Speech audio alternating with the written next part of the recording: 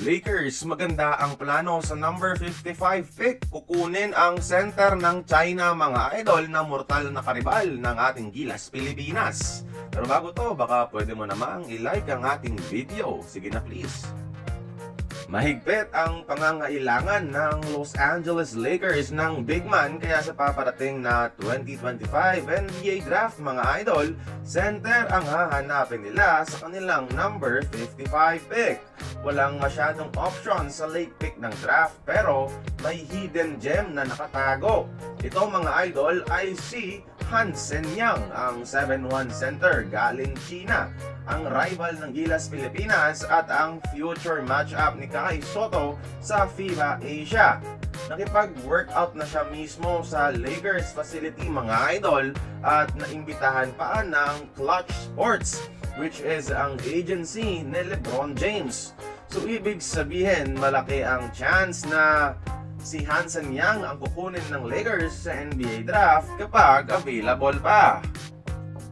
Si Hansen Yang, mga idol, ay yung tinatawag nila na Chinese Jokic dahil sa playstyle nitong hawig kay Joker.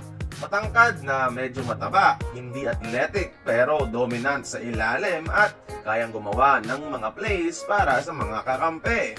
Kung ano ang nakikita ng mga scouts noon sa isang bata at hilaw na si Jokic, may resemblance kay Hansen Yang, lalo na sa footwork at IQ, mga idol. Safe to say na mala Jokic o Sengun ang potential niya, kaya I understand why inibitahan siya ng Lakers kahit hindi naman siya ang prototype na klase ng sentro na kailangan at hanap nila.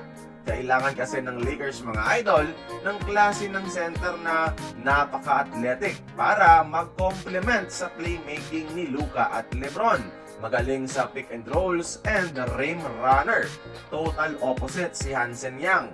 Tapos defensively, kailangan nila ng sentro na pwedeng maging rim protector at elite rebounder, which is kaya din naman nitong si Yang. Although pwede siyang maging target ng mga mismatch sa mga gwardya.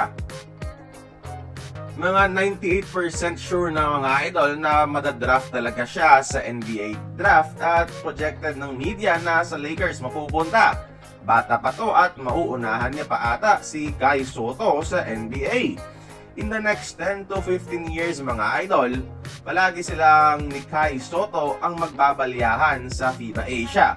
Kaya kayo, mga idol, sa tingin nyo, sino ang mas magaling? Itong si Hansen Yang ba o ang ating Kai Sotto? Kayo ang bahalang humusga sa ating comment section, mga idol, at pakisagot na rin kung bagay ba siyang kunin ng Los Angeles Lakers. Join the conversation, magkomento lamang sa ibaba.